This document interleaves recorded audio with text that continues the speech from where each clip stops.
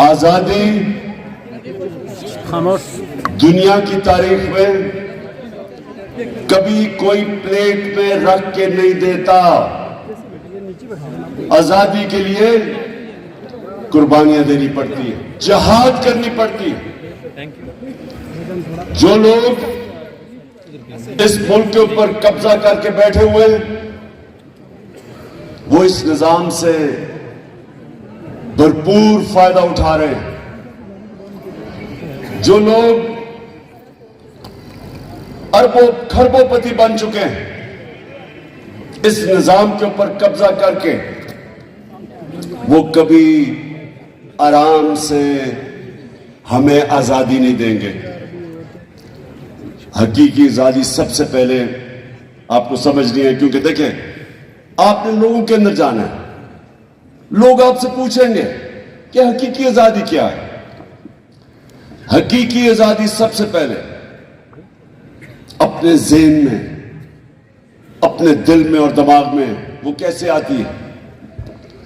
جب آپ لا الہ الا اللہ کا دعویٰ کرتے ہیں کہ میں اللہ تیرے سوا کسی کے سامنے نہیں جھکوں گا, دراصل آپ اپنی آزادی کا اعلان کرتے ہیں کہ میں آزاد انسان ہوں. جب آپ اللہ کو مانتے ہیں اور صرف ایک خدا کو مانتے ہیں, آپ ساتھ یہ بھی اپنی آزادی کا دعویٰ کرتے ہیں.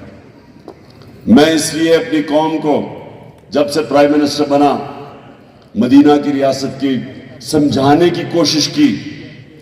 رحمت للعالمین اتھارٹی بنائی کہ بڑے بڑے اسکالرز ہمارے بچوں کو, اسکول کے بچوں کو, یونیورسٹیز ڈیبیٹس کروائیں, بتائیں کہ وہ میرے نبی صلی اللہ علیہ وسلم نے کیا کیا تھا مدینہ میں, کہ چند ہی سالوں کے اندر جن لوگوں کی کوئی حیثیت ہی نہیں تھی انہوں نے دنیا کی امامت کی.